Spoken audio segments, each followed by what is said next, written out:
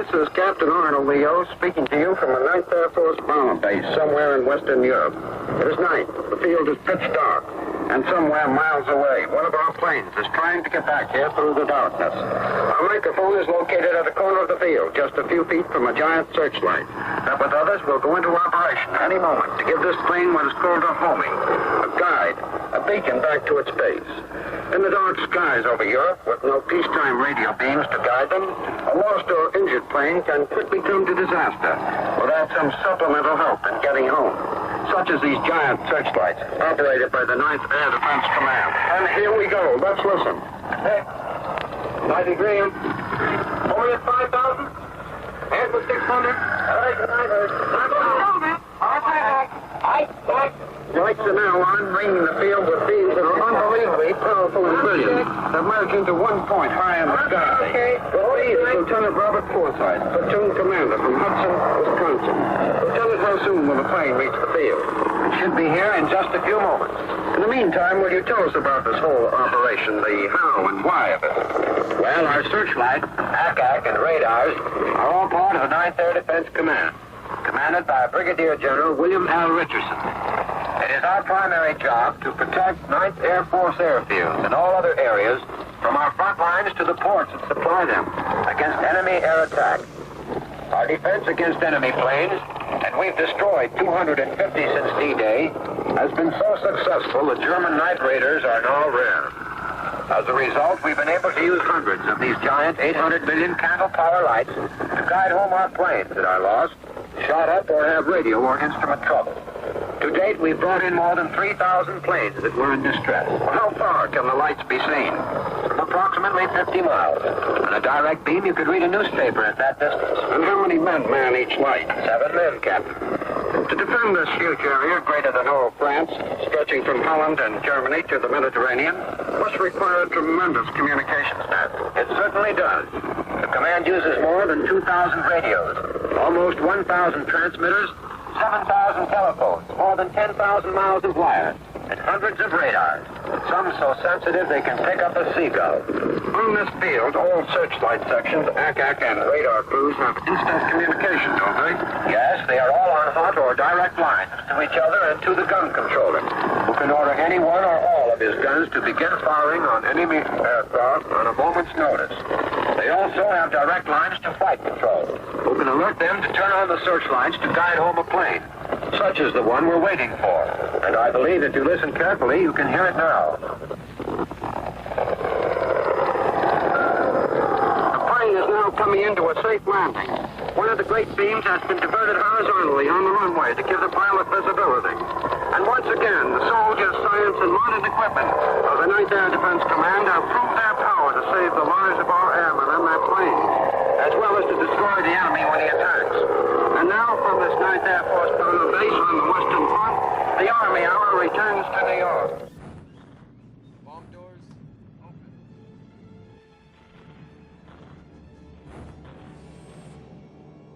Hold it steady. Right. Steady. Left. Left. Steady. Steady. Bomb's gone.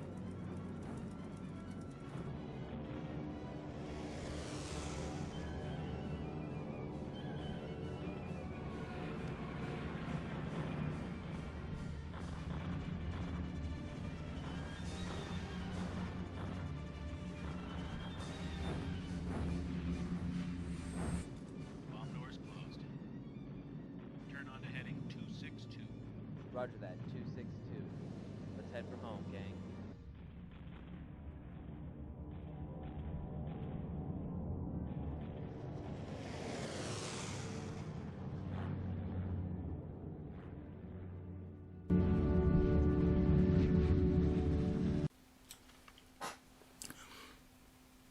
We want to see the world around us and look for the application of curved mirrors.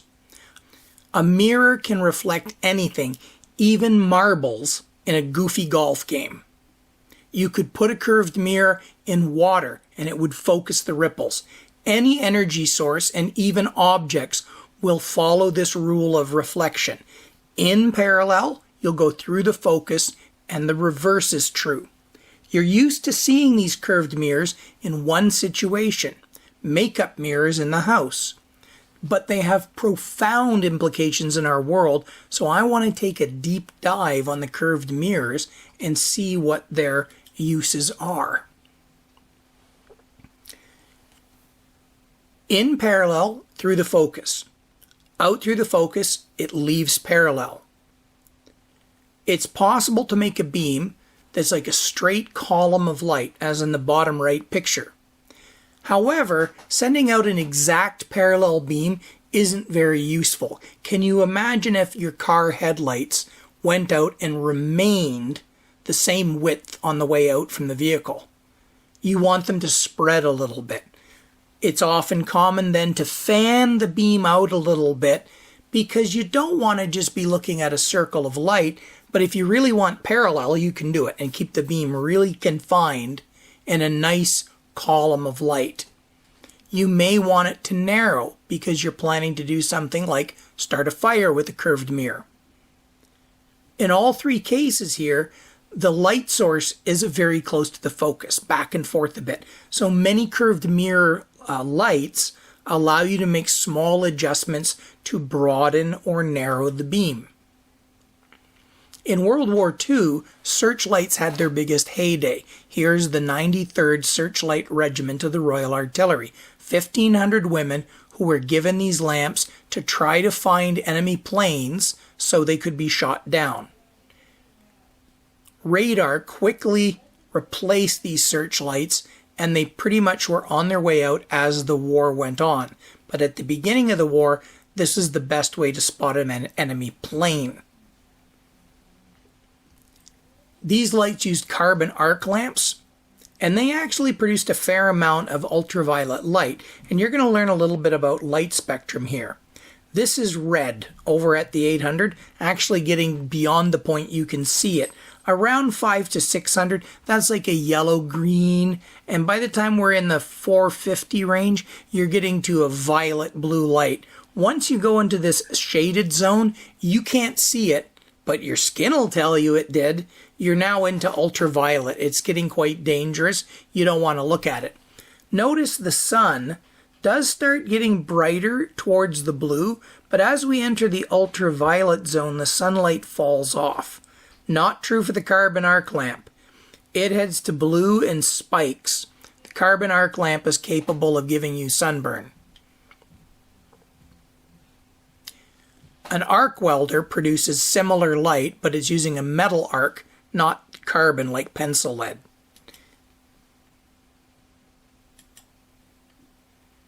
Here is a graph of the carbon arc lamp next to the arc light, or the arc welder. The arc welder is producing way more ultraviolet.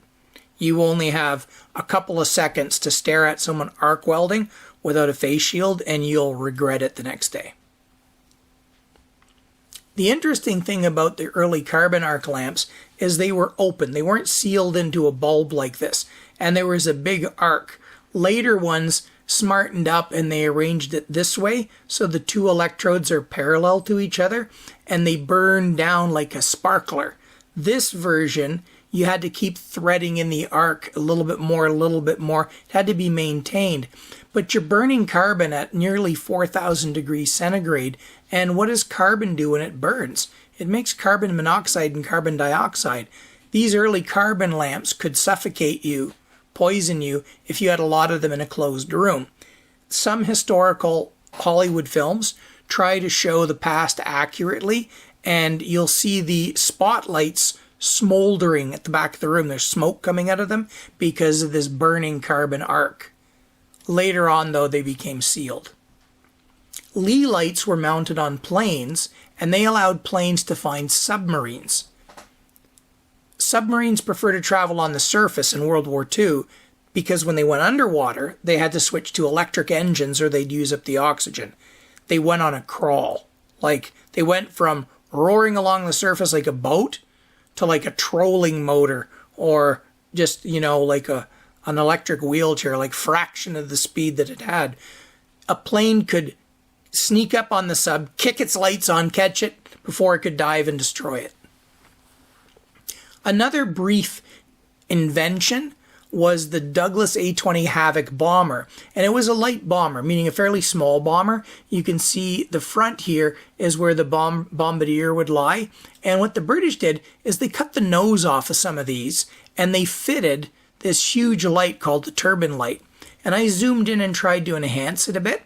And you can see there's a big mirror behind it, and I guarantee you this lamp is sitting right at the focus. These are 135,000 watt lights. Like, they're just crazy. That's like more lighting than like the CN Tower, pretty much. And so you can imagine if you're a German guy flying at night and this sneaky British plane comes up and kicks its headlights on at you. Even if the fighters following the Havoc didn't shoot you down, the German pilot was blind and would probably not be able to fly straight for a while. The Germans, of course, had their own searchlights, and they built like 14,000 of them. So it was big business in World War II, and they lit up the skies with them. And this is in the United States, and we'll talk about that in a moment. Here's one of the early searchlights. If you take a good look at it, you can see that curved mirror is reflecting the land upside down. You're seeing that effect like a soup spoon. When you look at the bowl side, you're upside down. You would see that on a makeup mirror, but you'd have to stand really far back from a makeup mirror and you would see the upside down reflection. In 1941, the Japanese attacked Pearl Harbor. The Americans were traumatized, and what you don't hear about is in January and February, after the Pearl Harbor attacks, Japanese subs began attacking the U.S. mainland on the west coast, on California. So people were getting really freaky there. And on February 24th, after 7 or 8 ships had been sunk by Japanese subs, one of the Japanese subs actually fired a torpedo at a refinery on the coast and blew up part of an oil refinery. It was a pretty pathetic attack. They did like $500 worth of damage, so the torpedo was worth more than the damage they caused. But that was enough. Americans were freaking out. An explosion from the Japanese actually reached their shore. On February 25th, they were so paranoid, someone thought they saw something in the sky over Los Angeles. They turned their spotlights on up there and started shooting.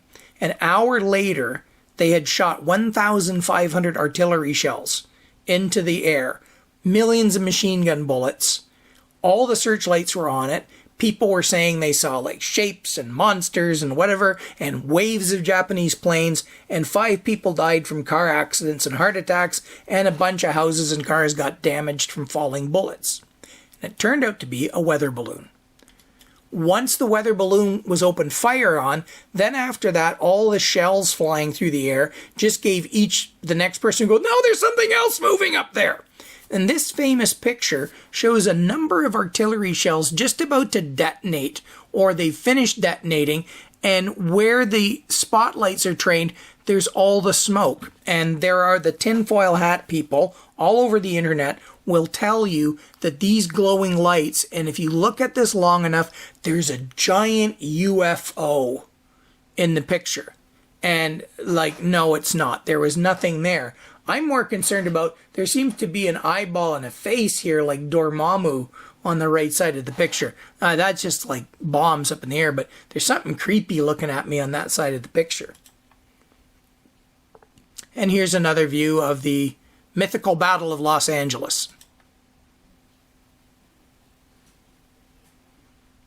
And this is not that. These are just other pictures from World War II. This is the bombing of Hamburg from above. And this is another German city, Cologne, getting pounded from the air. And you can see them shooting back and their spotlights. Today, these spotlights only get used for festive occasions, as in this case in Toronto, where they're used to light up the view just to prettify the air. You would be foolish to use a spotlight in battle now because we have a thing called radar. And the last thing you want to do at night is go, hey, I wonder if the enemy's out there. Oh no, why don't you turn on your flashlight? And the enemy's like, oh, thank God he did that. Fire.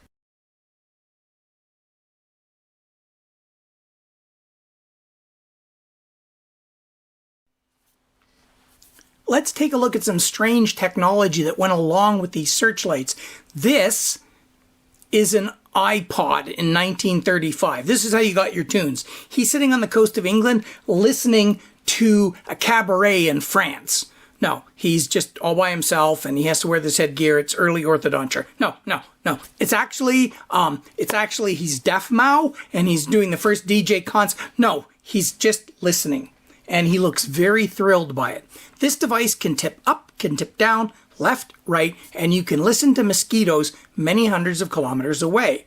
You can see the curved mirror is being used. A mirror or dish, it's all the same thing, and it's collecting the sound and amplifying it into his ears.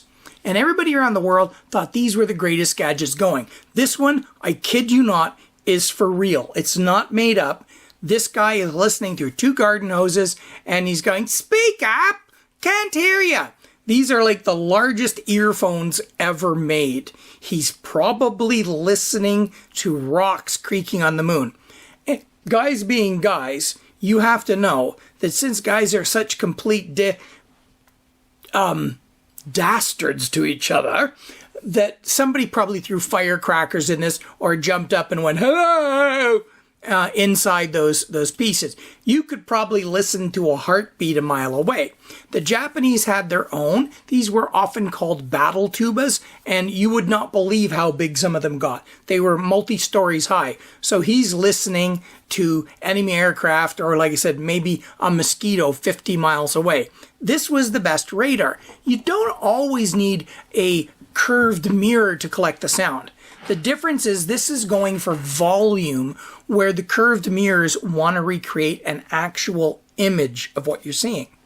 And the Germans, of course, being Germans, had to go, "Look what we have done. It's much more complicated."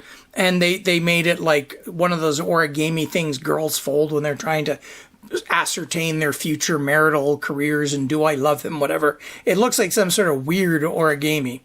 And these ones are like, yes, chap, I think I can hear it. Absolutely. Mum says tea is ready. This one is perfect for throwing a firecracker in. And it's 3-dimensional because he can tip it towards the ground, up to the sky, or left and right. And then once he's got the sound located, he can tell the guys with the spotlights behind them to kick the spotlights on and find it. This stuff ended in the middle of World War II. It was over with once radar came out. Now the poor fennec fox is going, "But you humans, you can't claim you invented that. Look at me! Look at me! You need all that machinery, and I can hear an ant crawling a foot underground. I can't believe you're stealing it from me." "Oh, I know what you're saying there, mate. All these humans things, they invented stuff that we already came equipped with. But look at me, I'm a serval cat, and I don't care because my ears look a lot more beautiful than that dummy on the beach with the big giant cast iron sort of like deaf mouth thing going on. Humans got nothing on us." The largest ever of these sound mirrors ever made was in Dungeness, Kent, in England. And they got them built just as the radar stations kicked into gear, so they became unnecessary and were never utilized in combat. They're probably just fun for the local skateboarding kids. So for listening to me, your assignment is to Google Sound Mirror Dungeness, Kent, hit maps, and I want you to find it and put it on your map of science curiosities for this course, so you've got something else that you can surprise everyone, astound your friends and family. Okay, so that little diversion into sound mirrors is pretty cool. I always wanted to build one and like eavesdrop on my neighbors or something, but you know, I can do that with a radio scanner anyway. No, I don't have one. Forget what I just said. The final part that we're looking at is how these mirrors are being used for planetary defense. Every large telescope ever built uses a mirror. The lens-based telescopes that you can buy at Canadian Tire, the small ones, they're not really that powerful. You need a mirror. If you try looking at the stars through binoculars, what you'll see is every star becomes a rainbow. And that's because lenses have a flaw that way. They'll separate colors. Mirrors don't do it. And if you try to make a lens too big, you're holding it from the edge and they tend to warp. Not something you would ever notice, but when they try to build really big lenses on telescopes, they quickly found the fact that you have to hold the lens around the edge made them warp and crack. So everything is mirrored. Every research telescope out there is using a mirror to collect the light. We also use the radar dishes. So all our scans in outer space are pretty much using these curved structures to amplify. And we sweep space with radar beams all the time to locate our satellites, locate space junk, and further and further and further we try to locate all the hazardous asteroids that could affect Earth. So now we have this giant planetary defense system around Earth. It's getting bigger, and we're already starting target practice on asteroids because there is a realistic threat to Earth from one of these giant asteroid impacts or meteor impacts. Don't lose sleep over it. The threat has always been there. There is very little evidence in recorded history of any devastating asteroid impacts. So the asteroid impact is not getting worse as a chance. We're just recognizing the chance of it. But that chance has always been there since the beginning of recorded time. But we are now a very populated planet, very dependent on space, so it's not surprising we've extended our reach to try to be shepherds of the solar system now. I just wish we could do better on Earth. Okay, now let's get back to form follows function. Radar antennas gather light. They have many different shapes. We're only interested in the ones that look like a curved mirror. Now, if you look at the two that are pictured here, which one of these could scan all directions, sky, ground, and which one of these is really meant to sweep the ground, looking for things at ground level? The one on the right doesn't have any scanning ability up or down. The dish is oval shaped side to side and it doesn't have any curvature on the vertical. So it's only collecting information side to side. So this could be a shipboard radar to scan other ships. The one on the left can scan up and down, left and right. Now in this case it's more of a design for radar telescope or radio telescope. Both of them though have a common feature. They have an antenna located at the focus. It's very obvious on this sketch where the antenna is, and on this one, it's right here. This means that these things are shooting backwards.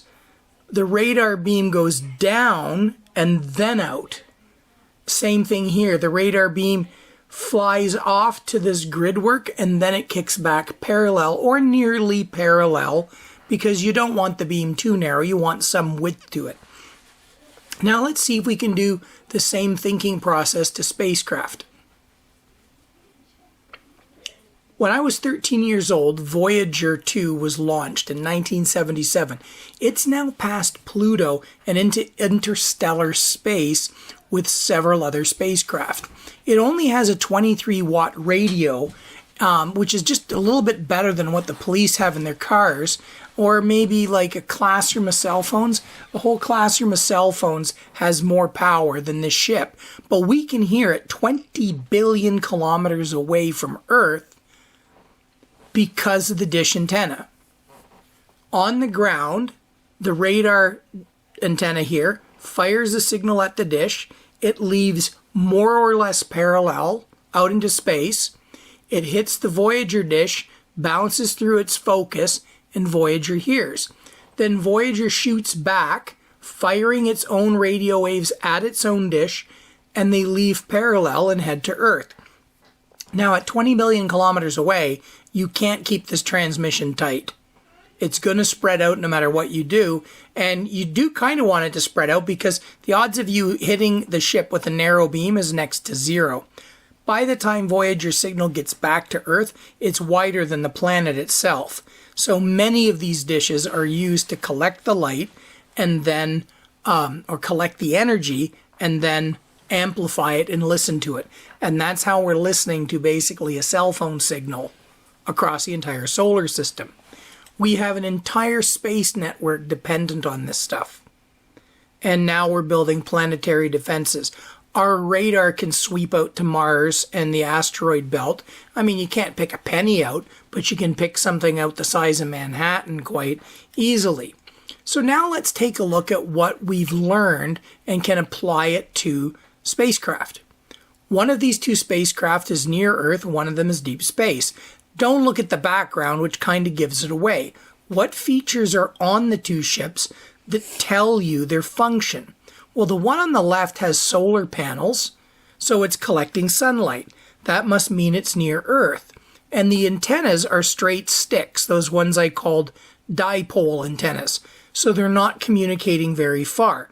This is CSAT, a satellite that flies over the oceans and looks for hurricanes and typhoons and things like that.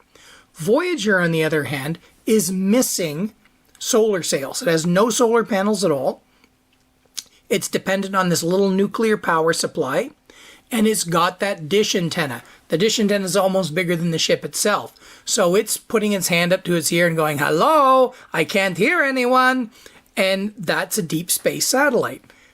Now, when you look at these things, you have a rough idea, very vaguely, as to their function because of their design. Can there be something that's unusual? Yeah. Cosmos 954 was a Russian spy satellite. It crashed in 1978 when I was 14 years old over northern Canada, spraying radioactive debris across the Arctic. Canada had to go up and literally vacuum parts of the Canadian Arctic to get up all the deadly radiation from it. So what was a satellite in Earth orbit doing with one of those deep space nuclear packs? It was a spy satellite. And spy satellites, you're trying to keep them secret. So you keep them small and you don't put out solar panels. You use a nuclear power pack. Then the satellite can stay up for years and it has a very tiny radar profile, hard to spot. And it actually was world news and even got onto Saturday Night Live skits about Canadians having to vacuum their Arctic to clean up Russian debris. And another example is Elon Musk next to one of his Starlink satellites. This satellite looks weird. It's got solar panels, which means it's near the sun, but it has a dish antenna, which is something that you normally use for long-range communications. The solar panels give it away that it's near Earth. Starlink is a high-speed internet, and even a small satellite like this, these satellites, there's hundreds of them, and they're aiming at precision points on the ground. So you can get a satellite that your first reaction is to go, I don't know, is it deep space or not? But compare the Starlink dish to the one that was on Voyager. The Voyager one would be big enough to have a pool party in. Not every last feature is going to be easy to interpret, but the solar panels give it away. If it's got solar panels, there's no way it's beyond Mars. It would be foolish to try to gather sunlight by the time you're at a point where the sun is no brighter than a star. Anyway, that's the end of the curved mirrors and the part I wanted to do the deep dive on.